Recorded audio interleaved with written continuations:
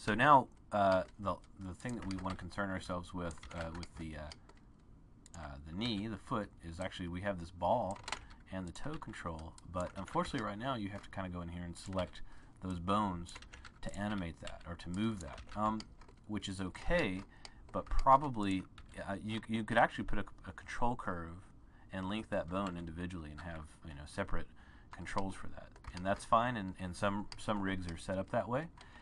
But what we want to do is we want to set up like a little we're going to put on each controller here, we'll put like a little attribute, an extra attribute, and it'll be like a kind of a holder to where we'll have our own like little controller for the ball and the toe.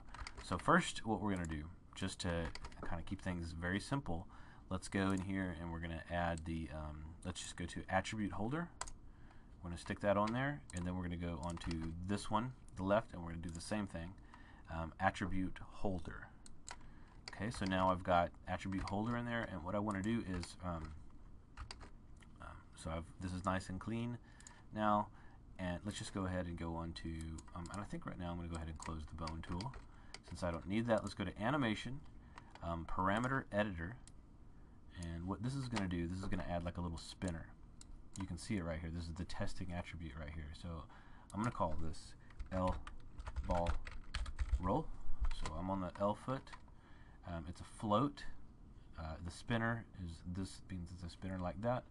I'm going to make the width a little bit smaller. You can see it's going to scale down here. So maybe something like 80. Let's go from minus 100. Let's actually do minus 10 to 10. And I think I'm just going to go ahead and accept that and add it. And you'll see it's right over here.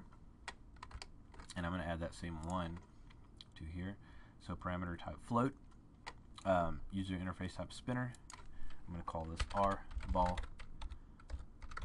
I don't know, what did I call the other one? Rotate? Shoot. I better check. L ball roll. Okay. So let's go back over here and we'll call it L ball roll. Okay. So got the same name, minus 10 to 10, default 0, and let's add. Okay. So now we're going to go back over to the left, and we're going to make another one called L toe. I'm just going to call it L toe, and minus 10 to 10 is probably okay. And I may have to go back and change these if these numbers don't work out exactly the way I want. R toe, and I'm going to add. So now, on both of these, I have spinners that I can use from. I actually, I wanted to have these aligned to the left-hand side, but yeah, it's okay. So let's just go ahead and stop there, and we'll move on to the next part.